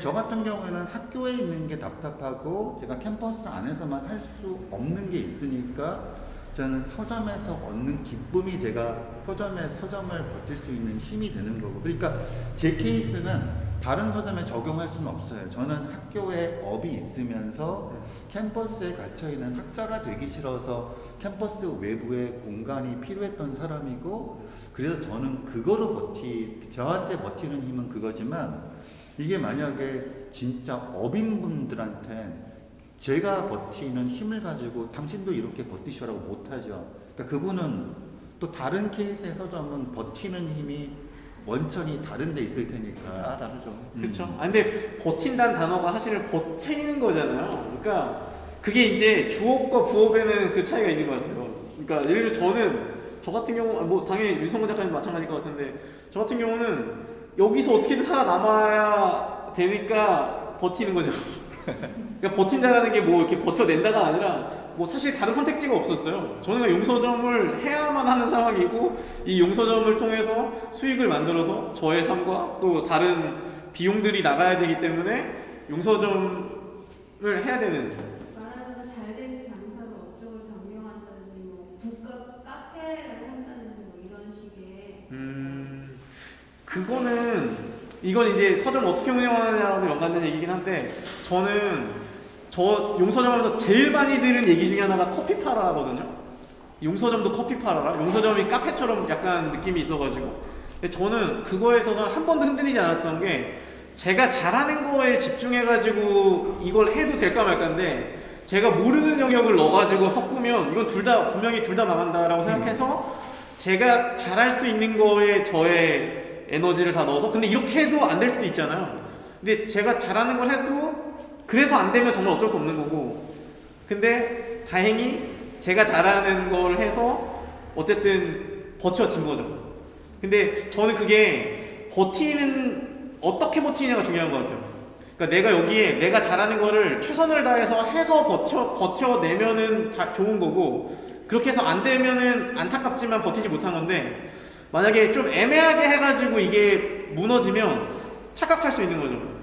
그러니까 이거는 그냥 책방은 원래 안 되는 거였어. 저는 사실 그래서 그거 되게 별로 안 좋아하거든요. 그러니까 내가 실패했는데 그게 책방의 실패로 쓰는 분들이 가끔 있어요.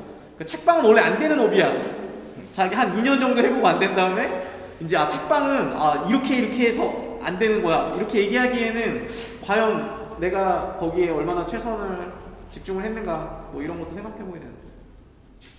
제가 지금 마이크가 멀다고 생각하니까 자꾸 막 뭔가 목에 힘을 주게 되는 거예요. 자, 윤성원 대표님은 저는 너무 어렸을 때부터 뭐 헌책방 정말 자주 다니고 헌책방 아주 어렸을 때부터 뭐 초등학교 이전 때부터 헌책방 많이 다녔거든요. 그래서 헌책방을 굉장히 좀 좋아했었고 그 헌책방에서 직원으로도 일하고 그런데 제가 이제 90년대 일본 문호가 개방되고 나선 일본에 정말 가보고 싶었는데 못 가봤지만 가보니까 일본의 헌책방이라든지 또 다른 나라 헌책방 보니까 역사도 깊고 굉장히 좀 멋있더라고요. 우리나라 헌책방 같은 경우 보면은 좀 뭐 더럽고 누추한 공간이라는 그런 좀 인식들이 아직도 많은데 저는 그 직원으로 일도 하고 그러면서 나 좀 이런 좀 인식이랄까? 이제는 좀 바꿔보고 싶다는 그런 생각을 많이 들었어요. 그래가지고 헌책방이지만 막 책을 그냥 막 쌓아놓는 게 아니라 잘 정리정돈해놓고 책이 들어오면 깨끗이 닦아가지고 집어넣고 책방 청소도 하고 옷도 막 아무렇게나 입고 있지 않고 이렇게 좀 자켓도 입고 있고 그런 식으로 인식을 좀 바꿔보고 싶다는 그런 생각이 많이 들었고 그게 이제 손님분들이 많이 또 알아주시기도 하고 좋아해 주시니까 또 많이 힘이 된 것 같아요. 그리고 좀 전에 말씀드렸다시피 그런 숨어있던 책들 그런 책들 뭐 인터넷이나 TV나 뭐 유튜브나 이런 데서 전혀 말해주지 않는 그런 책들 중에 좋은 책들이 너무나도 많거든요. 그런 책들을 또 책방에서 소개하고 사람들이 책방에 와서 그런 걸 발견했을 때의 그런 기쁨 그런 것들이 힘이 되죠. 저는. 그 오늘 노윤영 북토크는 아까 앞서 말씀드렸던 것처럼 2번에 걸쳐서 진행이 됩니다. 그래서 저희가 벌써 시작한 지 또 얘기하다 보니까 거의 1시간 반이 다 돼가고 있습니다.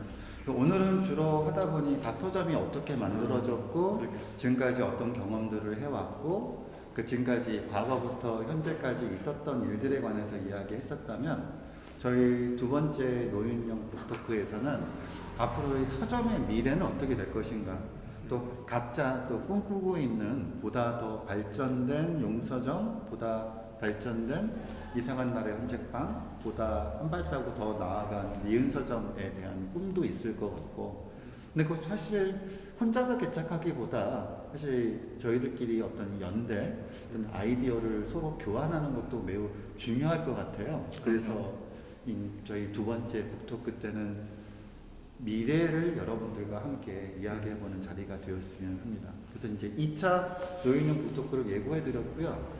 또 우리 그 두 분, 그또 여기 계신 분들 중에서 나 이야기 꼭 하고 싶어 라는 거, 이제는 궁금한 거 있으신 분은 혹시 한두 분 질문 더 있으시다면 질문 더 받고, 아니면 질문 없으시면 지금 윤상훈 대표님하고 박 대표님 마무리 발언? 마무리 인사만 대신에 2차 예고 뭐 한번 들어볼까요? 예. 아까 실무 얘기를 하다 보면 이제 겁을 먹을 수 있을 것 같아요. 이제 얘기도 야 그러면 책방 어떻게 해? 아니 혼자서 그거를 뭐 대형 서점이 직원들이 하는 거를 한 사람이 다 해야 되면은 전혀 매력이 없잖아요. 근데 그럼에도 불구하고 책방의 일이라는 게 갖는 매력이 있는 것 같아요. 매력이 있고, 저는 지금도 우리나라에 2010년대 초중반부터 해가지고 약간 이런 작은 책방 붐이 한번 일어나서 이 몇백 개의 책방이 사실은 되게 단기간에 생긴 거잖아요. 이런 시기가 있고, 이렇게 해서 끝나는 게 아니라 또 다음도 있을 거라고 생각하거든요. 그래서 저희가 이제 2회차 때 하려는 얘기가 사실은 그런 거잖아요. 저는 이제 꿈의 서점이, 그러니까 관련해서 책들도 되게 좋은 책이 많이 이미 나와 있거든요. 그 유성호 작가님 일본 얘기를 하셨는데, 사실 우리나라의 여러 가지 이런 책방 관련된 문화는 일본에서 이미 뭐 몇십 년 전에 일어났던 것들이 또 다시 오는 경우가 많아서 번역된 책들도 되게 많고, 저는 책방 운영 관련해서는 한 권을 만약에 꼽으면은 윤성호 작가님이 쓴 책 중에 유유에서 나온 작은 책방 꾸리는 법인가? 제목이? 네, 작은 책방 꾸리는 법이라고 되게 얇고 작은 책인데, 네, 저는 그 책 정도 사실 읽으면 책방을 운영하는 기본적인 대부분의 내용은 있다고 생각하거든요. 그래서 좋은 책들이 많이 있고, 근데 그 중에 꿈의 서점이라는 일본에서 번역된 책이 하나 있는데, 저는 다음 회차에 광고도 되고, 그러니까 사실은 책방은 누군가가 꿈을 꾸는 공간이라고 생각해요. 근데 그 꿈에는 제약이 없기 때문에 그 꿈의 서점이라는 책에 보면은 정말 기상천외한 책방들이 많이 있거든요. 그러니까 우리가 보통 상상하는 게, 우리가 본 작은 책방들의 기본적인 운영이나 구조들을 보고 나도 저것처럼 해야 안전할 거라고 생각하지만, 사실은 기존에 하고 있는 걸 하면은 501번째 책방밖에 안 되거든요. 그러니까 내가 만약에 정말로 경쟁력 있게 살아남으려면 501번째가 아니라 아예 전혀 다른 형태의 책방을 아예 상상해 보는 것도 오히려 도움이 될 수도 있다라는 생각을 해요. 그래서 그 꿈의 서점에서 이야기하는 것처럼 저희가 2회차 때는 뭔가 되게 상황이 열악하고 뭐 책방하는 거 어렵다고 얘기하지만, 그래도 한번 상상해 보면 되게 재밌는 서점의 상상을 해볼 수 있지 않을까? 뭐 그런 시간들을 이제 2회차 때 할 거고, 네, 1회차 끝내기 전에 많은 분들에게 너무 겁먹지 말라는 좀 이야기를 하고 끝내야 되겠다는 생각을 했습니다. 그 박영희 대표님 얘기 듣다 보니까 저희가 오늘 1차 노윤영 북토크에서는 각 서점의 책들을 소개했었잖아요. 네네. 우리 2차 때는 아까 꿈의 서점처럼 네. 우리 이제 서점의 미래를 꿈꾸는, 상상하는 어떤 모티브를 얻거나 우리가 염두에 두고 있는 또 책을 또 각자 각 서점에서 한 권씩 소개를 하는 것도 재밌겠다는 생각이 들었습니다. 그래서 2차 때 제가 숙제를 드렸습니다. 자, 그다음에 저도 재밌는 책을 소개를 하려고 예상을 하고 있었어요. 근데 사실 오늘 살짝 맛배기를 좀 보여드리려고 갖고 오셨나요? 하지만 이거는 사실 단행본은 아니고 잡지예요.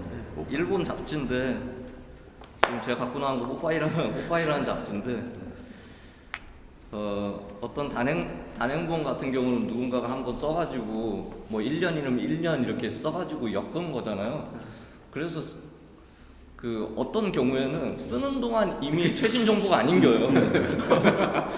집필하고 있는 동안 이미 최신 정보가 아니게 돼버린 경우가 꽤 있거든요. 근데 일본 같은 경우 책에 관한 내용이랄지 이런 경우는 잡지에서 굉장히 좋은 자료들 많이 다루고 있거든요. 근데 이거는 신기하게도 이 뽀빠이라고 패션 잡지인데 이렇게 책 특집을 다루고 있어요. 보면은 멋진 남자가 책 특집을 이렇게 다루고 있는데, 저는 다음 주에 말씀드리고 싶은 내용은 콜라보레이션인 거예요. 앞으로는 책과 다른 산업 간의 콜라보레이션이 상당히 활발하게 이루어지고 있거든요. 그런 것에 대해서 좀 말씀을 드리고 싶습니다. 저는 뭐 즉흥 두 분은 이렇게 딱 준비를 해갖고 오셨는데 저는 즉흥적으로 제안을 했던 거여서 저는 뭘 할지 아직 결정을 내리지는 못했습니다만 또 오늘 또 이렇게 용서점 또 이상한 날의 홈책방 이렇게 함께 여러 가지 이야기를 나눠보니 되게 에너지를 또 많이 얻었고요. 또 영감도 많이 또 받았고 또 저희도 이렇게 세 명이 동시에 모인 건 처음이네요.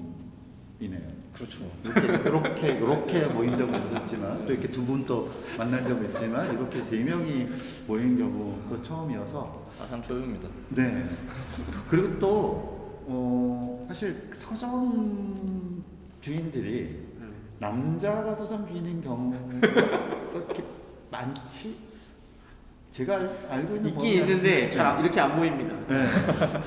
그래서 저희 이제 노윤영 그냥 모인 김에 저희 이제 1차 북토크, 2차 북토크뿐만 아니라 가끔 또 이렇게 모여서 같이 이야기도 나누고 행사도 한번 같이 하고 그리고 제가 용님하고는 그런 얘기도 했습니다만 저희 니은서점에서 하는 북토크를 이원화해서 저희 니은서점에서도 한번 하고 북토크를 또 부천에서도 한번 하고 하면 왜냐하면 이제 지리적인 여건 때문에 니은서점에서 하는 북토크에 오시기 너무 힘든 분들도 계시니까 또 동일한 프로그램을 니은서점에서도 한번 하고 용서점에서도 하고 또 이상한 낭책방도 가능하다면 이렇게 하는 것도 프로그램을 공유하는 것도 또 굉장히 좋은 방법이 아닐까 싶고 그래서 오늘 이런 첫 만남을 계기로 해서 뭐 단톡방 우리 저희 계속 얘기하면서 네, 저희 이제 일상을 공유하면서 때로는 아이디어도 또 공유하면서 또 그렇게 발전했으면 좋겠습니다. 이렇게 현장에서 들어주신 분들 그리고 인스타로 들어주신 분들도 들어주셔서 고맙습니다. 그리고 2차 노윤영 북토크 때 또 그때 또 만나 뵙도록 하겠습니다. 다들 수고하셨습니다. 고맙습니다.